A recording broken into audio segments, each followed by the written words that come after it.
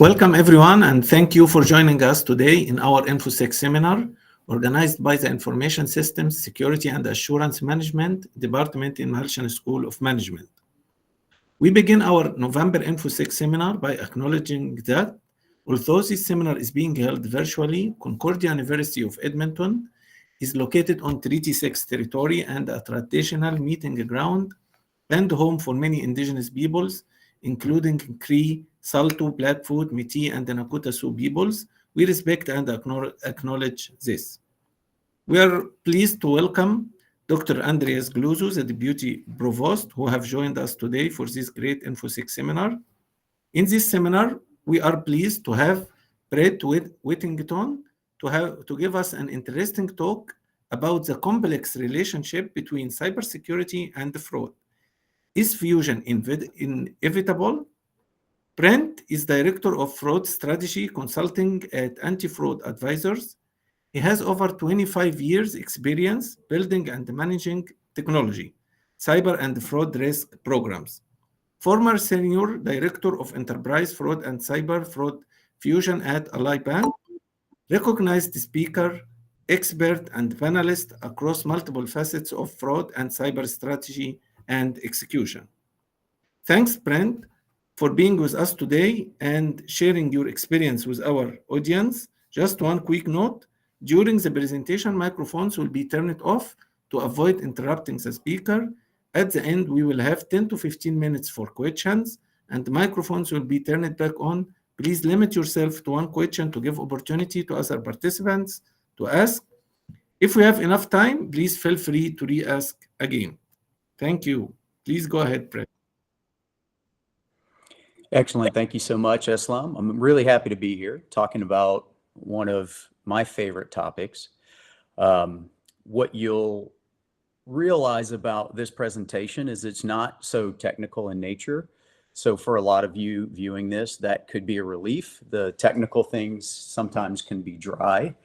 The topic that I'm going to talk about is more about how programs evolve, practices and programs evolve over time, how that evolution takes place, similarities between the maturity of the cybersecurity practice that started almost 30 plus years ago versus where we are on the fraud and scam management side of things, and similarities in the maturity and growth cycle there, also designed to kind of help you understand the bigger picture of evolution that's really required to create and maintain the new area of practice, along with the inter and intra company and industry dynamics and sometimes politics required to create new and effective practices.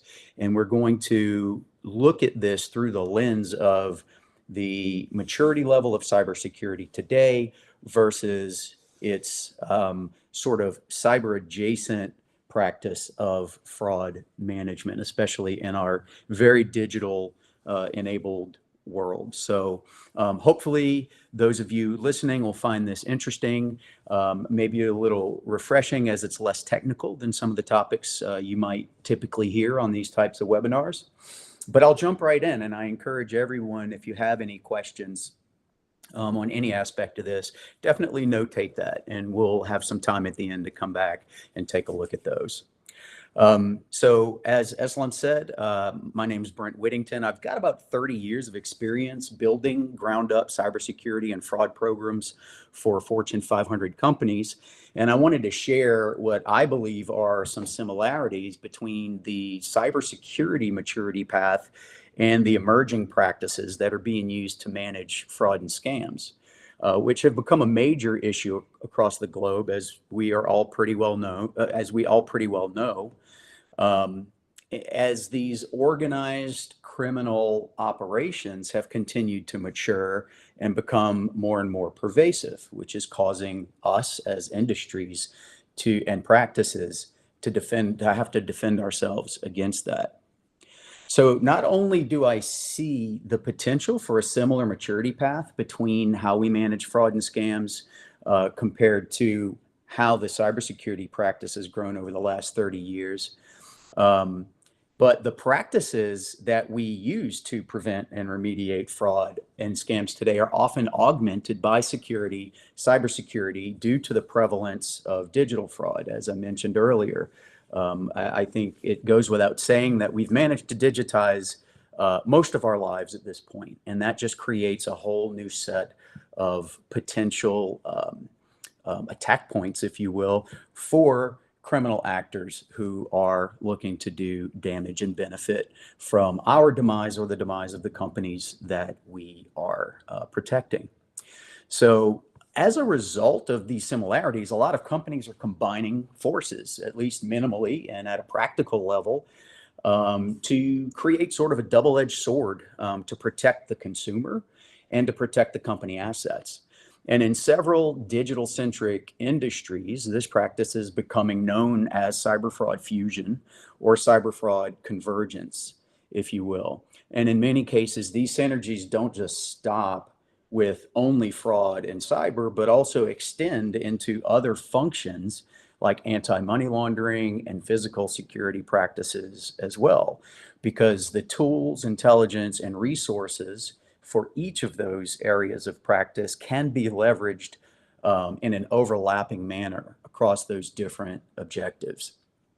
So we start the discussion by asking, is fusion inevitable, right? Do we have to mix our digital cybersecurity and fraud practices in order to squeeze the most out of them? And I'm not here to tell you the answer to that, but rather to provide you some context so that you might answer it for yourself. So as we advance to the next slide here, we're going to talk about and acknowledge the maturity of our cybersecurity practices today and how we got here. It didn't happen overnight. So for a lot of you learning the practice of cybersecurity today, you missed the days when it wasn't here. And there were a lot of not fun days learning where all of our cybersecurity weaknesses were and all the different ways in which we needed to contort ourselves and our technology, our people, process, and technology to protect ourselves against it. And it all started, as I said, over 25 years ago. In May of 2000, there was a computer worm, which we now just call a virus. And it was named, ironically, I Love You. It was called the I Love You virus, which infected over 10 million devices with estimated damages in the billions of dollars, with billions of more dollars spent on remediation efforts to remediate the damage done by the virus. That really kickstarted a major issue with, I guess, hackers, malware, and a whole new avenue of cybersecurity risks. There was another botnet called Storm in the 2000s that infected about 1 million computers and propelled criminal activity such as identity theft and distributed denial of service attacks. The Trojan botnet Zeus spam emailed over 13 million devices worldwide, or used spam email to infect over 13 million devices worldwide.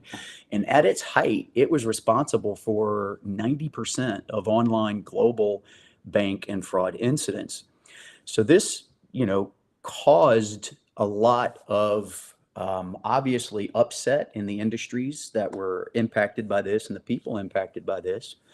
And it really gave birth to some new industries, right? So anti-malware became a stronger presence, among others. Certain email protection strategies and technologies were born to try to thwart the types of risks that that companies and people were facing at this time. And really, more importantly, what it did is it caused a whole new practice of cybersecurity to be born, and it's cybersecurity as we know it today. So one of the first things that took place as this practice was, as the need for this practice was recognized, one of the first things that took place is enterprise created a C-level executive role with accountability, responsibility, and most importantly, the authority to attack these problems. And we know this commonly today as a CISO or a Chief Information Security Officer. That didn't exist for a while, up until these days, right? Up until the, say mid-2000s, that didn't exist. And teams were having to sort of patch together, hey, how do we protect ourselves from these threats? Enterprises at this time further cultivated a culture of cybersecurity being everyone's responsibility. So they realized they couldn't just fix problems in a whack-a-mole type of manner. They had to make the entire company aware of these cyber risks that were occurring and build all of their process and delivery around these threats and protection from these threats in order to keep both the company and the customer safe. They built taxonomies, industry frameworks, national standards were created and adopted around good cybersecurity practice. Information sharing and analysis centers, or otherwise called ISACs, sprung up across a variety of industries and verticals that still exist today.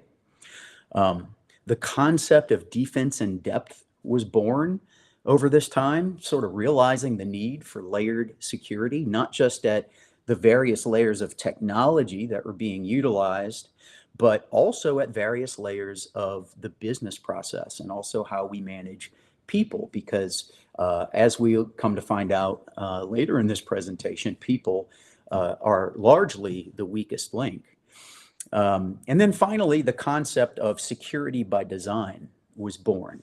And this is a big one because security by design is a methodology that was adopted that ensured cybersecurity stays at the forefront of every new project, every new development, every new product, feature, or channel interaction that a digital company offers.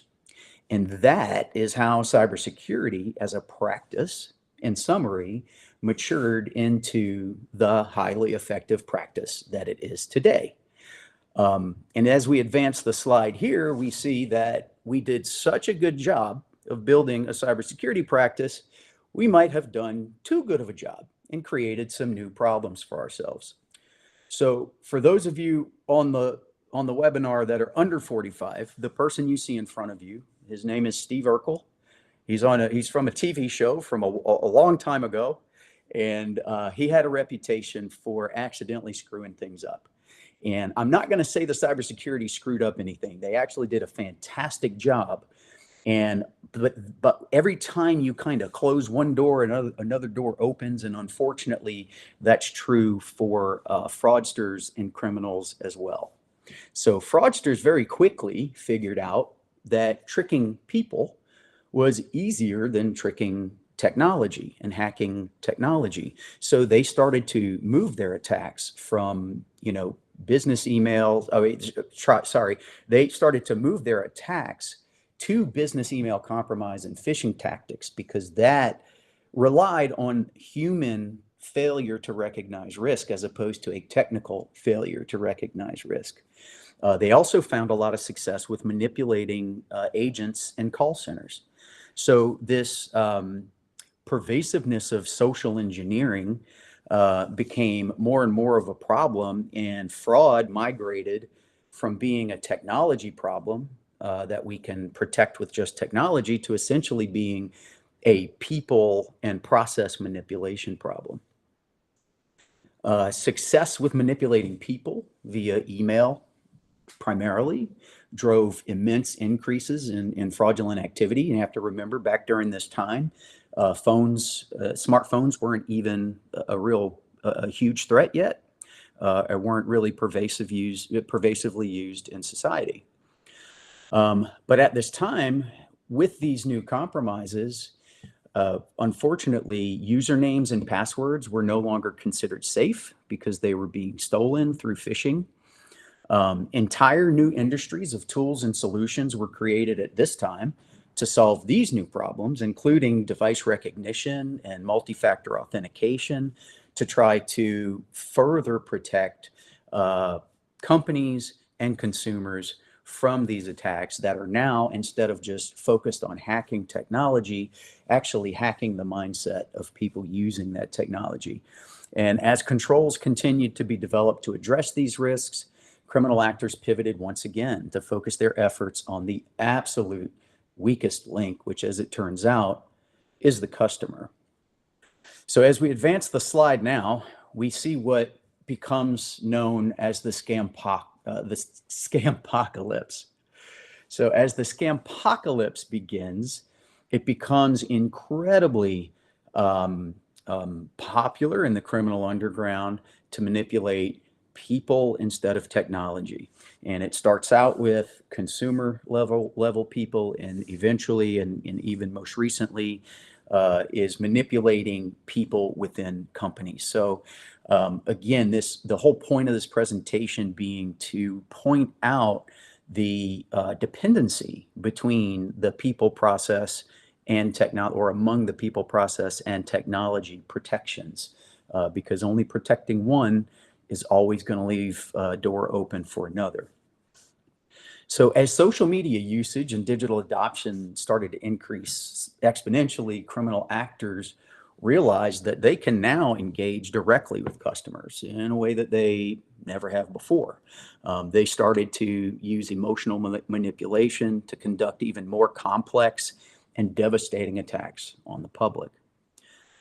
This brought on, ironically, several new markets of technology tools geared at fixing this people and process problem, such as behavioral biometrics and others.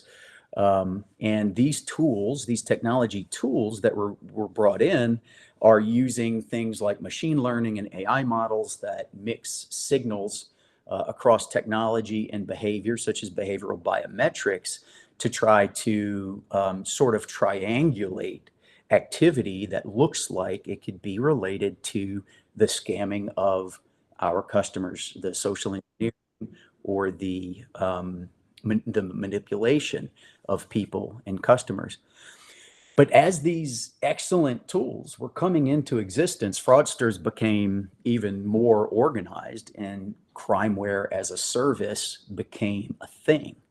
So the criminals were able to become more global at the same rate that companies and individuals became more global, and the marketplaces and economies became more global.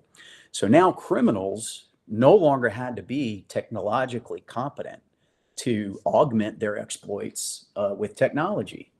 The best criminal technology can now be leveraged by any amateur actor in the criminal space, and the creators of this technology can profit without sharing their code or exposing their secret sauce. And sadly, the people who create global crimeware as a service are actually pretty smart, because they don't use that to conduct crimes. They just loan their platform and infrastructure out to others, and they make a tremendous amount of money, never actually running the campaign itself. The distribution of responsibility for criminal campaigns became spread now across many different individuals and teams. It's not like you had one hacker operating in a basement creating mayhem that you could jump in and arrest and fix the problem. Now you've got a team of criminals that are distributed across the globe, and they might include one person creating a malware or a phishing site, another one providing the mail servers and mailing lists to send that phishing kit out to, a third handling customer service for perceived scams, where something like ransomware or tech support, where a tech support scam where they're actually interacting with customers directly. And then a fourth who would take anything of value that was gained from these criminal activities and convert that into something of value that can't be traced, whether it's credit card transactions, airline miles, cryptocurrency, whatever it takes to make their profits untraceable. So now, instead of just coming up against an individual attacker, you're now dealing with multiple criminal organizations globally, each that specialize in a certain stage of criminal activity, which has distributed the responsibility, made it much harder for us to protect against, and much harder for law enforcement to actually identify who the criminals are and be able to take them to justice. So each of these criminals or criminal organizations can focus on what they do really well, and they allow the entire operation to become more effective, efficient, and profitable. The dependencies between technology controls and the people and process controls have never been more clear. As I mentioned before, there's a triangulation of people, process, and technology that have to be in sync in order to protect against these types of threats. Today, scam activities and losses are at an all-time high with no clear end in sight. Banks, retail, travel, and other industries are taking horrendous losses. Customers are frustrated, and fraud and operational teams are overwhelmed, and the regulators are perking up to understand this. So as we advance the slide now, we talk about the fraud imperative and the fact that fraud and scam protection is now becoming as important to commerce as the cybersecurity imperative became in the early 2000s or the late 1990s. And so it's interesting to have lived through that and then to sort of see where we are today and realize the maturity path that has to happen within the fraud and scam protection space so that we can be as secure on our technology and on our people and process side of things as we are in technology from a cybersecurity perspective. But since we've seen it all before, we've kind of had a sneak peek at what the growth of this industry might look like for protecting ourselves against fraud and scams. So in a way, you could sort of see scams as being the new malware, right? If malware is what kicked off the whole cybersecurity practice 30 years ago, scams today are going to be that thing, that seed that really kicks off a fully matured fraud program in the future. And so we've been here before, we see the path through it, but organizational and regulatory maturity is not yet caught up with this imperative, which has created a gap in capability, necessitating forward-thinking solutions to stay afloat as our enterprises, regulators, and technologies catch up. So the bottom line is the criminals are ahead of the game. We haven't caught up yet. They don't have the same regulation and loopholes that they need to, not loopholes, red tape that they have to jump through in order to employ different solutions, technologies. They're attacking at will, and we have to be very careful about how we protect ourselves from these things. So good news is we kind of know how to respond to a new threat like this. We've seen it before. So what needs to happen?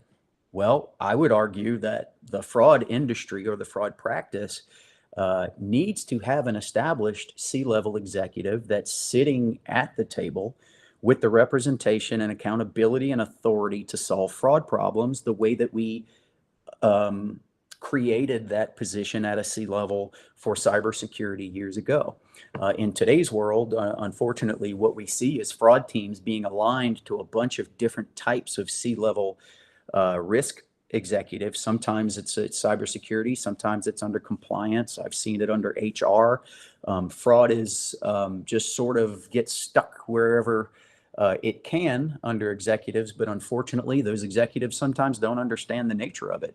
And they also, it's something that the rest of the company doesn't want to manage, so it doesn't get a lot of attention until we start seeing the types of impacts that we're seeing today. So I think better C-level representation is going to have to take place for fraud and scam protection to be effective in modern digital economies. Those executives need to drive a culture of fraud is everyone's responsibility. So as we're creating new products, new channel interactions, new processes, everyone should be thinking about how could this possibly be manipulated by a criminal actor or even a first party actor with criminal intent who could take advantage of these things. And we should build everything from the ground up to protect against that. We need to create and expand our information sharing and analysis centers to include more fraud intelligence and intelligence indicators.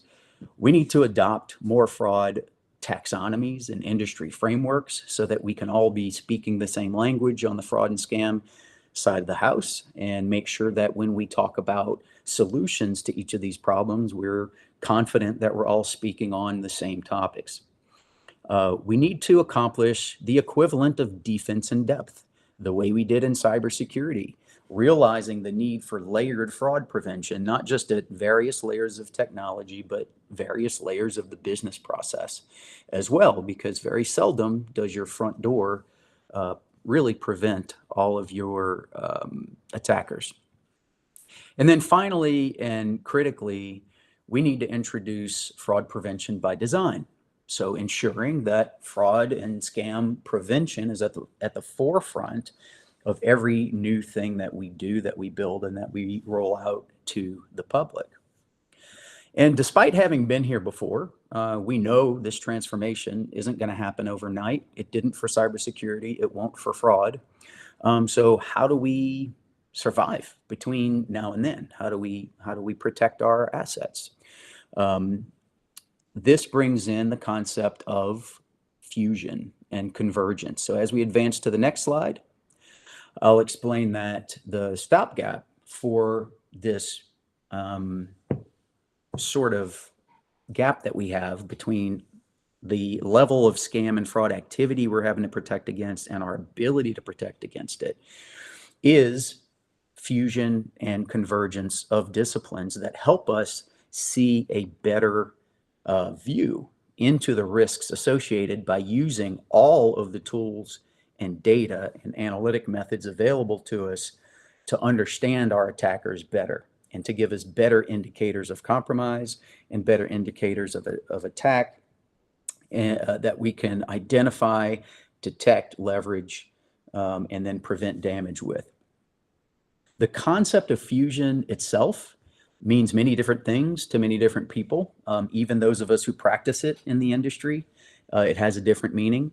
So the most popular seems to be the cyber fraud fusion, like we're discussing today, but often people in companies will often roll anti-money laundering or physical security measures into their fusion centers as well. From a functional perspective, fusion always includes threat data and intelligence gathering and analysis, and it may include investigations or functions like proactive testing, law enforcement engagement, or incident management. The essential elements, again, being data, intelligence, and analytic fusion. I personally have found in practice that having dedicated investigators on a fusion team is also a huge benefit, because that is a team of people who have the bandwidth to actually dig deeper into incidents and determine the root cause and what those early indicators might look like.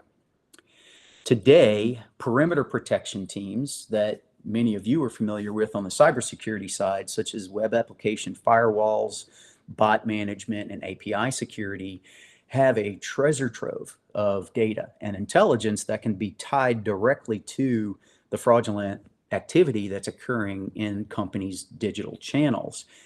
You also have device, session, and behavioral signals from across both the cyber and fraud spaces that a company can use to complete the picture of who's doing what on the company's assets and networks.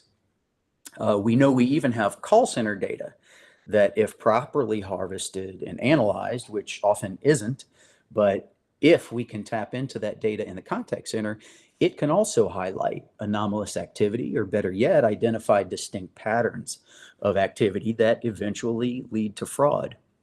And then finally, a company's account origination team has another deep and wide data store of every identity verification that is attempted when onboarding a new company.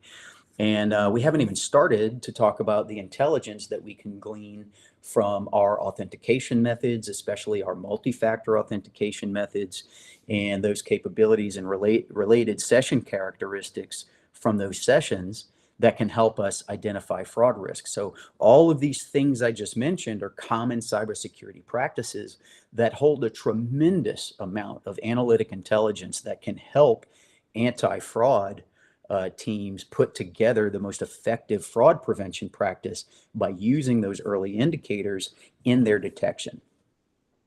So the scary truth right now is that a lot of these teams are probably sitting in their own little data puddle, right? They sort of siloed data puddle from the tools that they're running to protect the perimeter or to run authentication.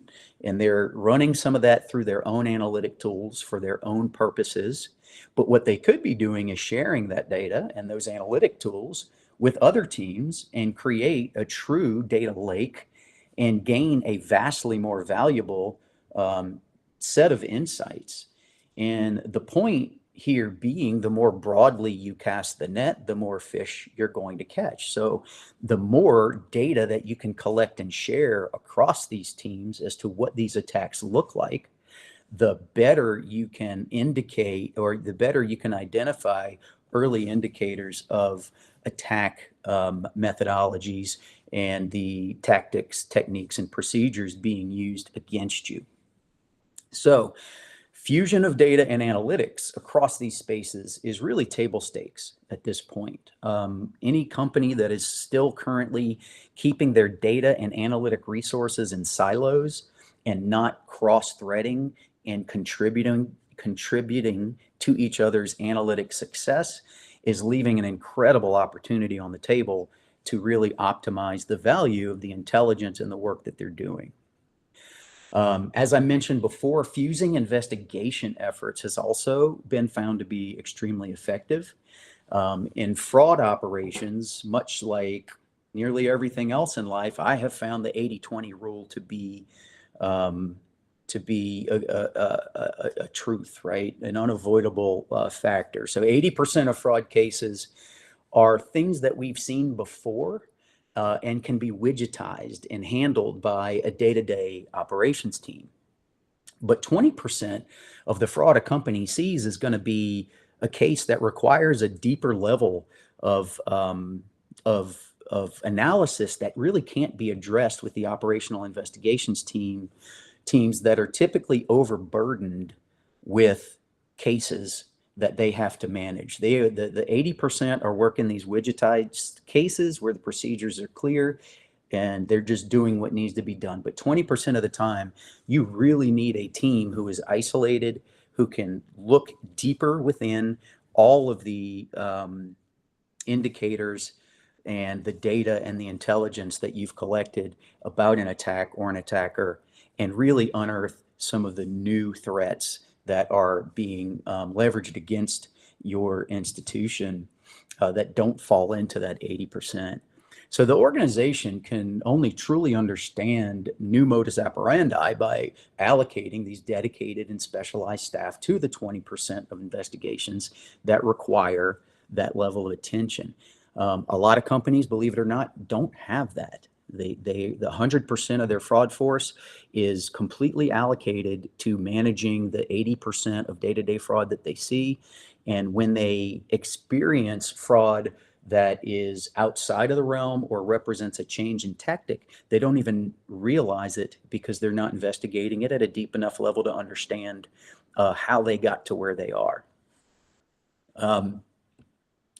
They can sorry, lost my place here. So having both cybersecurity and fraud disciplines investigate a fraud incident together allows them to reverse engineer a multitude of early warning signals across the disparate systems and identifying new data to be leveraged in future detection models, which is very important today because the detection models that are being used today are using machine learning and AI. They're looking at very deep levels of data to identify features that are predictive of fraud at a level that the human eye could never comprehend.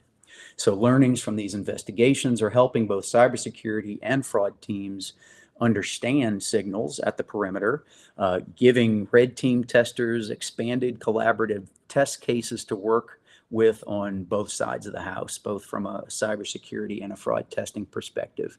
And additional use cases for fusion are being tested throughout the industry by forward-thinking executives who are looking at new ways to combine intelligence for a greater benefit and synergy for the company. Which, as we advance the slide here, causes us to question what the future is going to look like for this. Our continued dependency on these digital channels will cause us to continue to see convergence among these teams, especially fraud and cybersecurity teams. Fraud teams historically don't have a deep, fraud teams historically do not have deep technology experience and must rely on cybersecurity for help there. And that's hard for a lot of people to understand. So I'm going to say it again. Fraud teams typically don't have a deep technology experience, even though the majority of the fraud that we are detecting and protecting against today is digital in nature. This is why, as we lean into the fraud imperative, we can expect to see fraud teams align more consistently to technology executives versus compliance and risk executives for that C-level representation and air cover. And I've seen this happen a lot. Basically, the sort of what I would consider old school risk and compliance executives don't really have the technology chops to keep up with what's actually required to run an effective digital fraud protection function. And it requires an executive with much more technology experience to do so. Some of the most forward-leaning or forward-thinking leaders in the space today have elevated the fusion concept beyond just augmentation of data analytics and investigations or testing. They're actually driving fusion as a culture, whereby fusion isn't merely a task of combining and augmenting functions, but it's actually creating a culture and a mindset that gets baked into how the enterprise functions and grows well outside of the realms of security and financial crimes, impacting other areas such as operations. It's the realization that, again, casting a bigger net means catching more fish, and teams cross-pollinating their knowledge bases makes for smarter teams and ultimately smarter solutions. In fact, fusion as a culture could become the next security by design, which stabilized the cybersecurity industry decades ago. But this type of culture change won't happen without the appropriate leadership and executive support. Technology solutions that blur or blend the line between fraud and security will continue to be developed, and we'll continue to see convergence of functionality across this space. I have seen a tremendous amount. I've represented a number of product companies over the years, and I see a tremendous amount of features being built into technology platforms to cover both the fraud and cybersecurity imperative. Some of you may have even heard the term identity is the new perimeter. And digital tools are now available to combine identity verification and authentication at once in a single interaction at every interaction for the customer. Identity being the new perimeter is to say, in the past, the perimeter was firewalls, bots and APIs. The new perimeter is, who the heck are we dealing with? Let's find out the first time and every time we interact with this person, who are we dealing with? That's the new perimeter. As long as we know we have the real customer, we don't have to worry as much about the protection. But identifying who that real customer is an extremely challenging and a tricky problem for the industry to solve. Even something like check fraud problems are largely, at the end of the day, a technology issue, which is huge in the US right now. I mean, our inability to spot fake IDs and verify our own customers in bank branches are leading to unsustainable losses across the industry that can only be fixed with superior technology or technology-enhanced controls. We haven't even begun to talk about how the new technology may soon allow banks to increase intelligence sharing across institutions, anonymizing sensitive data in a way that maintains its analytic properties. It's really fascinating stuff. If you haven't looked into that yet, It is, privacy enhancing technology is insanely impressive. It could basically take gobs of data, turn it into unrecognizable garbage, analyze it, and turn it back into the data owner without any of that data having been exposed, but having been properly analyzed. So sharing information between companies, sharing information and intelligence has become a lot easier with these technologies because there are less privacy concerns as that data is anonymized between analytic cycles. Also, institutional advocacy groups are looking at new ways to facilitate better sharing across institutions, including consideration for creating new nonprofit entities to facilitate sharing and analysis, sort of the way NCFTA or the ISACs do today. And this creates almost a metafusion, which has the potential to turn our data lakes into data oceans, which with appropriate analytic power will expose patterns that we are currently blind to and invite solutions more effective than anything we've seen to date. So consistent, knowledgeable representation of fraud at the C-level executive table is also an imperative. There are several ways to go about this, and we'll likely land on a new standard. We could create a new chief fraud officer title with supporting enterprise policies, practices, standards, but this is not likely to take hold just due to the intensity of technology knowledge required to be effective in that role. We could continue to see more placement of fraud under the leadership of the CISO, and we're also seeing creation now of a new chief security officer or CSO with a broad range of accountability for cybersecurity, fraud, and physical security, and a hefty budget for data and analytics. So as we advance the slide and wrapping up today's conversation, what are the salient points that we discussed? Well, fraud is finally seeing its day like cybersecurity did 25 years ago. We're a long way away from the maturity needed to catch up in this space and prevent the fraud and scams at the volumes we're seeing today. We will continue to use technology to solve people and process problems, and we will continue to use people and process to solve technology problems. When it comes to data and analytics, we've got to cast the broadest net possible. We can not maintain silos within our institutions, and we have to open up those silos not only within our companies, but across our companies in the industry where we can do so safely. And in order to see the full picture, we must cross-train our people and encourage collaboration on investigations and problem solving.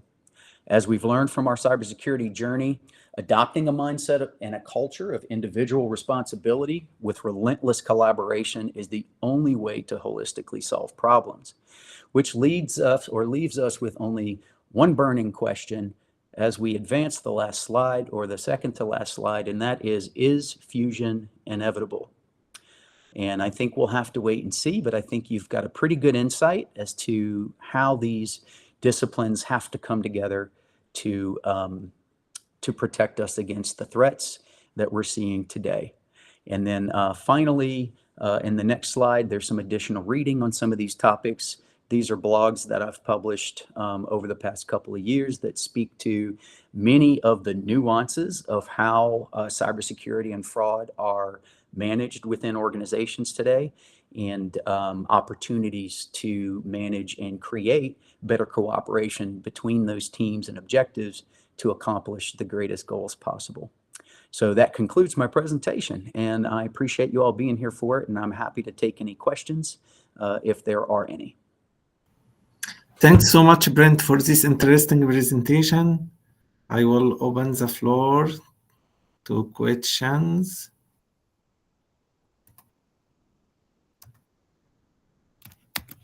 So before we take questions, just very quick note. So please ensure you provide your name, email address, and a brief feedback so we can send you your certificate of attendance. So, time for questions.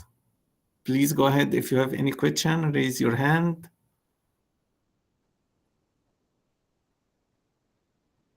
I can make up some really boring ones.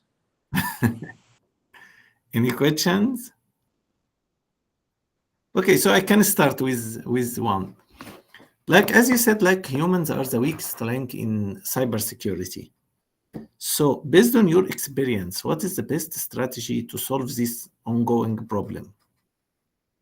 Yeah, that's a great question, and it's multifaceted. So obviously, the triangulation of people, process, and technology requires that when the person is the weakest link, then you sort of have to use technology and process to help support and protect that person or that person's ability to make decisions that negatively impact the organization. So it really depends on the type of threat. I actually, it's very popular right now. Phish testing in companies is a primary control on how to keep people from clicking on something they're not supposed to. And honestly, whenever that practice came out, I thought it was silly. I didn't think it was going to take hold. I said, what a weird way to protect ourselves. There's got to be a better way to protect ourselves from phishing emails than sending fake phishing emails to our own people. That was over 15 years ago. And today, apparently it's still one of the best ways to train people how to behave in a more secure manner. So really depending on the particular problem at hand, what we need to do is use process and technology in a way that helps people make the best decisions or it restricts them from making poor decisions that impact the company in a negative way. Great, thank you. The question, so we have a question from Judy. The question as to who is attacking versus what's being used, paradigm shift. You say that one more time?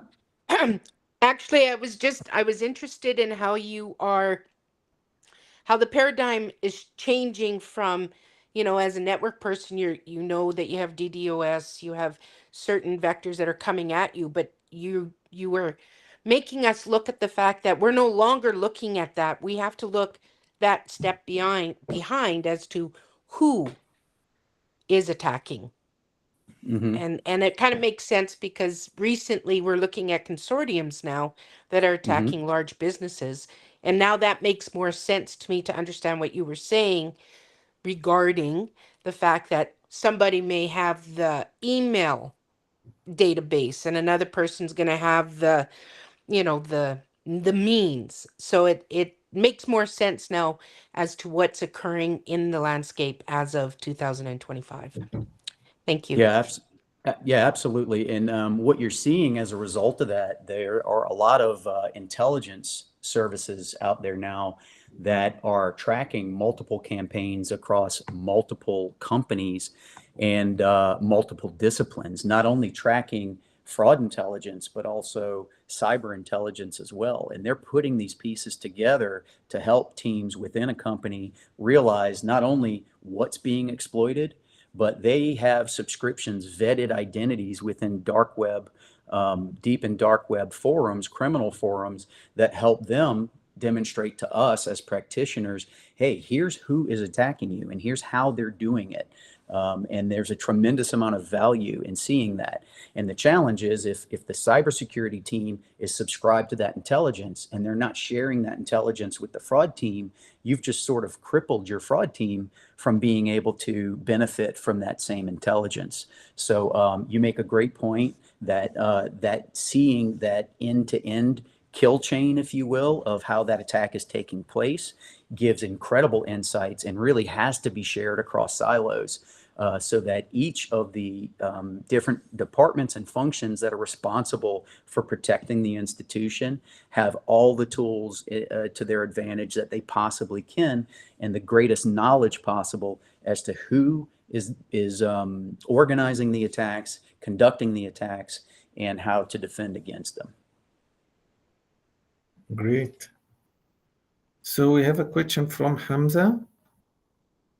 Have you seen current cases in organizations today where fraud fell under the CISO rule and responsibility? And what was their effectiveness in mitigating both the cybersecurity and the fraud risks? Yeah, that is a really interesting question. And some of those I don't know if you guys will have access to this deck, but the blogs that I linked in the deck addresses one of these topics very specifically, because one of the things you see in the CIAM space, CIAM being customer identity and access management, what you see real commonly in the CIAM space is an incredibly effective authentication function and authentication practice. And that is always run by a CISO, right? So the natural thing for a company to do is say, oh, well, if people are taking over our accounts in the digital channel and hacking into our accounts, obviously the CISO owns authentication. We need to let them create the solution to prevent these account takeovers. But unfortunately, the CISO that doesn't have fraud experience actually doesn't understand the degree to which human manipulation has to take place before that technical attack is executed. And that causes blind spots for CISOs. So I've been in situations where a CIAM, so a customer identity and access management team, will dictate the budget for what the authentication experience should look like, should feel like, and how secure and successful that authentication should be. But they're not even looking at the account takeover metrics from the fraud team to understand how often their authentication is being compromised and through what manner. So I have seen CISOs attempt to run fraud. I've seen some do it well, and I've seen some really miss a lot of blind spots because they don't understand the people and process aspect of having to leverage technology and cybersecurity to protect the greater picture, the broader attack surface. And Hamza, I appreciate the question, because that's one of the points of this presentation, is to say we really haven't identified the correct C-level position that has the true perspective and knowledge to run an effective fraud shop. It's a very unique combination of technology experience, governance experience, people and process control, risk management experience that tends to be a little unique and requires this level of cooperation until a time where these disciplines either converge completely together, or we create a new qualification for someone who can really manage the full space. Great, thank you, Brent. Any more questions? Any more questions? As Sean noted, the slide deck will be made available with the recording on our website. So any more questions? I've got one question for you. Yes. So in fraud, I believe traditionally business fraud and personal fraud are very separate areas. With these changes, this fusion that you're talking about happening, are you seeing those two areas coming closer together and overlapping more? What a great question, Sean. Especially, it's an especially timely question, because as you guys have probably paid some attention to recently, there's this group called Scattered Spider out there that's creating mayhem across corporate spaces.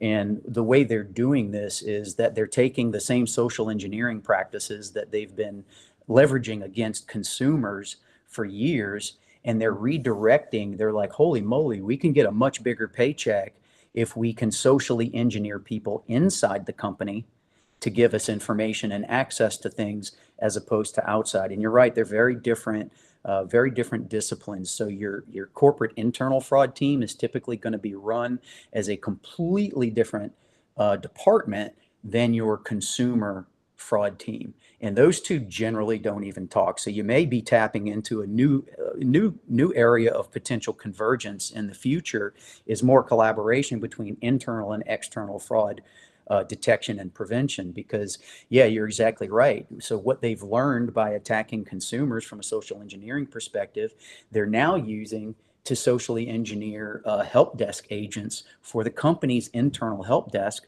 And by virtue of doing so, getting the keys to the kingdom and getting access to tons of systems and authority to do tons of privileged activities within the company that give them the ability to create a lot more damage, to do a lot more damage than they were able to do in the past. So yeah, we absolutely are seeing that.